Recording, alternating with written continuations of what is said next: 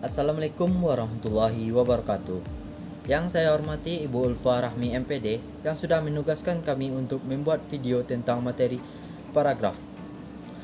Kelompok saya memiliki anggota yakninya: yang pertama saya sendiri Alberianto, yang kedua Ainul Mardiah, yang ketiga Alif Fadli Azimah, yang keempat Amalia Harfi, yang kelima Anissa Aulia. Di sini kami akan menjelaskan tentang yang pertama hakikat paragraf, yang kedua unsur pengembangan paragraf, yang ketiga jenis-jenis paragraf, yang keempat pola pengembangan paragraf, yang kelima langkah-langkah pengembangan paragraf, yang keenam langkah dan prosedur paragraf. Baiklah, untuk yang pertama akan dijelaskan oleh Anissa Aulia. Hakikat paragraf. Di dalam sebuah tulisan atau karangan biasanya terdapat bagian yang agak menjorok ke dalam. Bagian yang secara fisik sudah tampak dengan nyata karena adanya tanda menjorok itu disebut dengan paragraf. Dengan kata lain, batas-batas paragraf ditandai dengan indensi dimulai pada huruf kesekian dari margin kiri. Hakikat paragraf sebenarnya tidak sesederhana itu. Paragraf merupakan miniatur dari suatu karangan. Paragraf mempunyai ide pokok atau gagasan utama yang dikemas dalam kalimat topik. Bagi penulis, ide pokok itu menjadi pengendali untuk kalimat-kalimat penjelas atau pengembangan agar tidak keluar dari pokok pembicaraan. Sementara itu, bagi pembaca ide pokok itu menjadi penuntun dalam memahami isi karena disitulah inti informasi yang ingin disampaikan penulis. Salah satu dari sekumpulan kalimat dalam paragraf merupakan kalimat topik, sedangkan kalimat-kalimat lainnya merupakan pengembangan yang berfungsi memperjelas atau menerangkan kalimat topik. B. Unsur-unsur pengembangan paragraf. 1. Topik atau gagasan utama. Topik atau gagasan utama yaitu unsur yang paling penting karena unsur inilah yang menjadi jiwa atau isi dari keseluruhan paragraf. Unsur-unsur ini biasanya berupa masalah atau gagasan pengarang yang ingin disampaikan kepada para pembacanya. 2. Kalimat utama adalah kalimat yang mengandung suatu gagasan utama yang diletakkan secara tersirat. Kalimat utama yang memiliki sifat umum. Hal ini karena supaya dapat dikembangkan kembali dengan kalimat-kalimat penjelas. 3. Kalimat pendukung. Kalimat pendukung yaitu suatu kalimat yang mengandung gagasan penjelas. Kalimat ini mempunyai fungsi untuk menguatkan atau mendukung gagasan utama yang ada pada kalimat utama dengan cara memberikan data berupa fakta, contoh, opini, dan lain-lain. 4. Transisi. Supaya menjadi sebuah paragraf yang padu, kalimat-kalimat ini dalam paragraf disusun dengan menggunakan transisi atau konjungsi.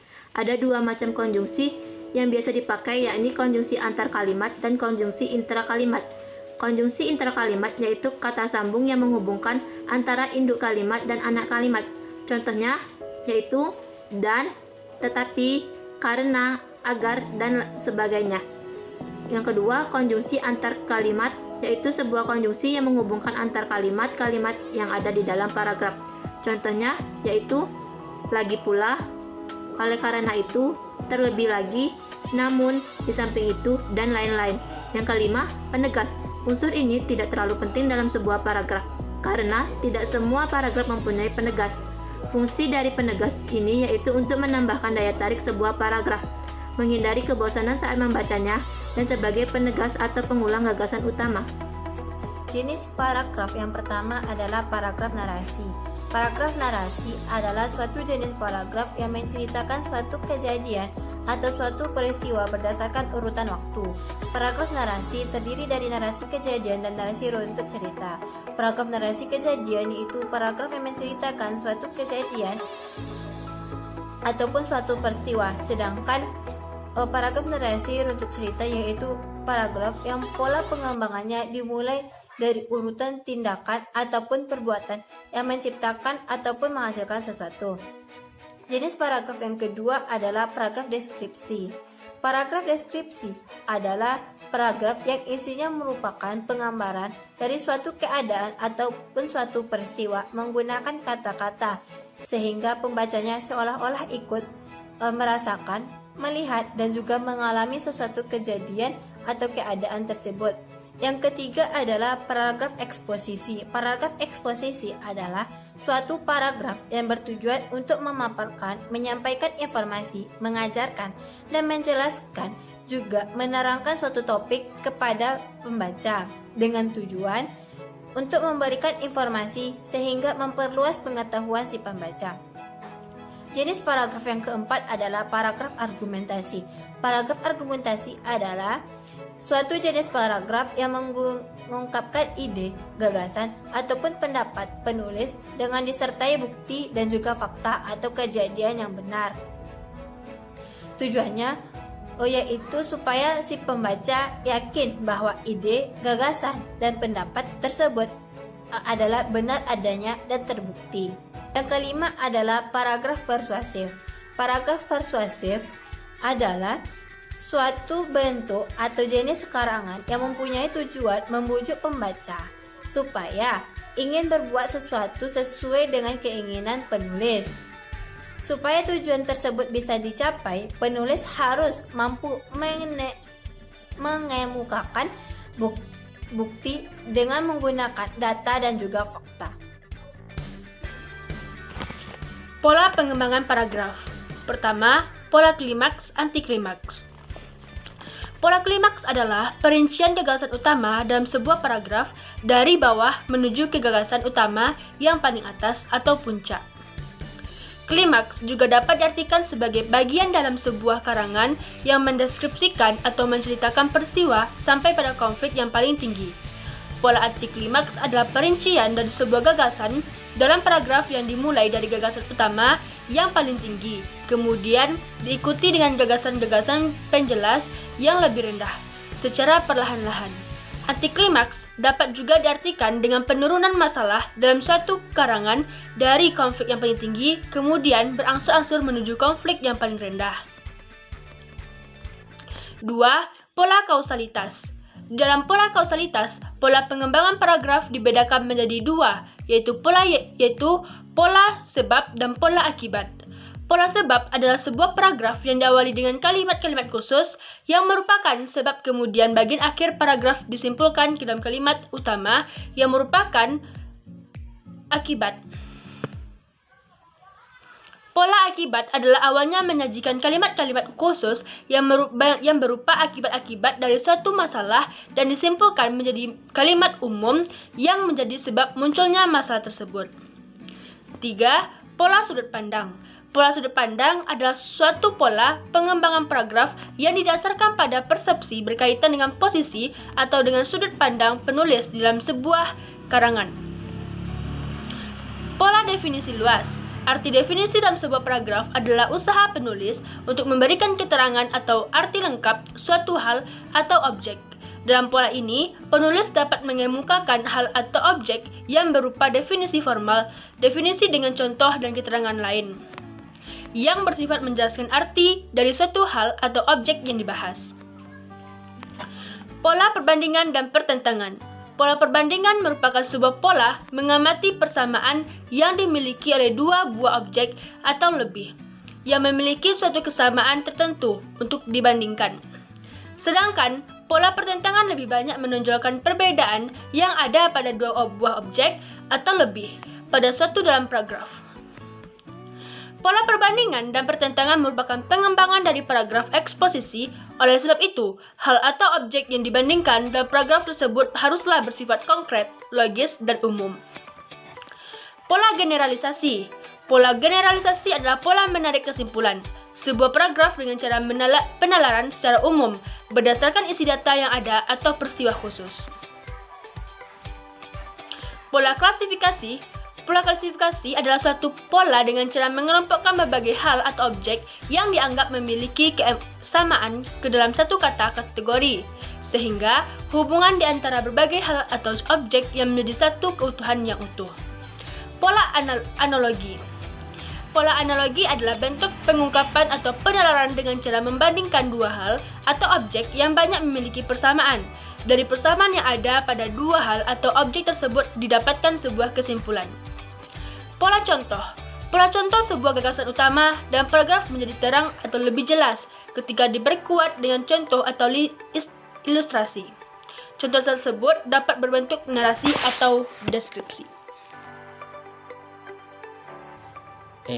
Langkah-langkah pengembangan paragraf. Yang pertama, cara definisi.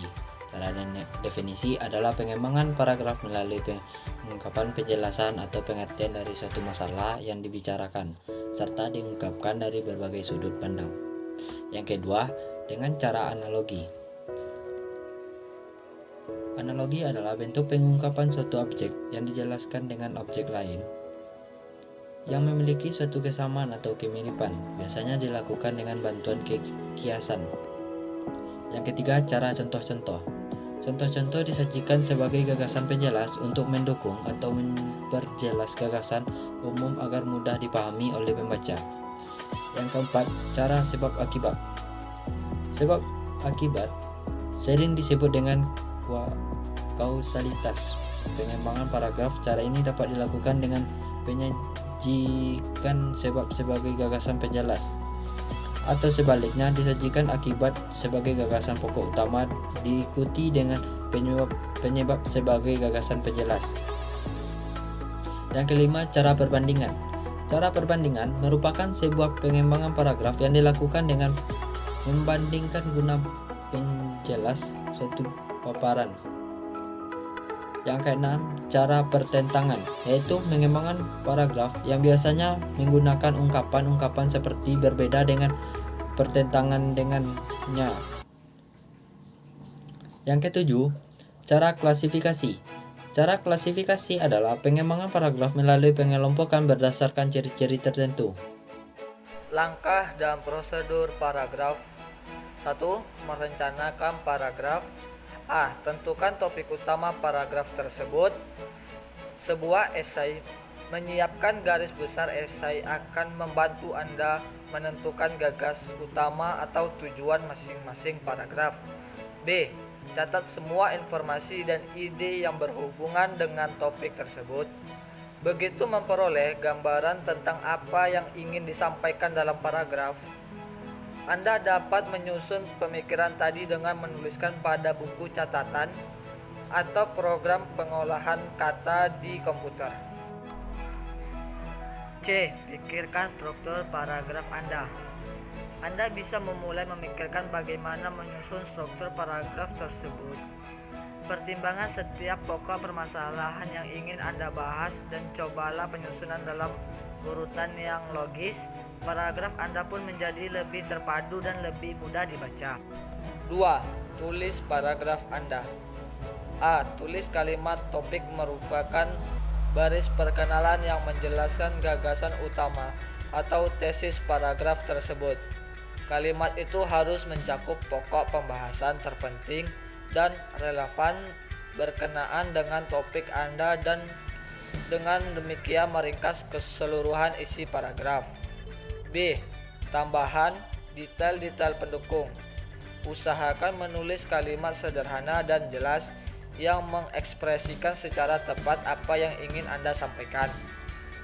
Hubungkan setiap kalimat dengan kata transisi yang menjembatani suatu kalimat dengan kalimat berikutnya. Kata transisi mencakup selanjutnya, pada hakikatnya, dan sebagai tambahan. Anda juga dapat menggunakan kata transisi kronologis seperti pertama-tama, kedua, dan ketiga. C. Tulis kalimat penutup. Kalimat penutup paragraf harus menyatakan semua kalimat dan menekankan kembali poin utama kalimat topik Anda meskipun dalam kata-kata yang berbeda. Kalimat penutup yang baik menekankan kembali gagasan yang dijabarkan dalam kalimat topik. Jangan sekedar mengulang kembali kalimat topik. Kalimat penutup paragraf pada dasarnya harus menyampaikan pembahasan sebelumnya, sekaligus mengingatkan pembaca tentang relevansinya. D. Ketahui kapan harus pindah ke paragraf baru. Pedoman paling dasar yang harus diikuti adalah setiap kali Anda mulai membicarakan satu gagasan baru, Anda harus pindah ke paragraf baru. 3. Periksa ulang paragraf Anda. A. Periksa ejaan dan tata bahasa dalam paragraf Anda. Periksa setiap kalimat subjek dan semua kata bedah yang harus digunakan huruf kapital ditulis dengan benar. Gunakan kamus untuk memastikan kembali penulisan kata-kata di dalam paragraf. Periksa paragraf Anda sudah penggunaan tanda baca yang tepat. B. Periksa koherensi dan gaya penulisan paragraf Anda selain ketepatan masalah teknis tulisan. Anda juga harus berusaha menulis dengan jelas disertai gaya yang mengalir.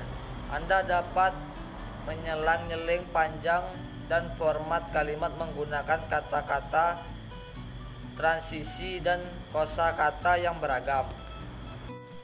C. Putuskan apakah Anda sudah selesai. Anda harus membaca sekali lagi untuk menentukan apakah paragraf itu sudah selesai. Coba untuk menilai paragraf tersebut secara objektif. Kemudian putuskan apakah isinya sudah cukup mendukung dan mengembangkan kalimat topik, atau masih membutuhkan penambahan beberapa detail dan bukti lagi untuk menunjang klaim Anda.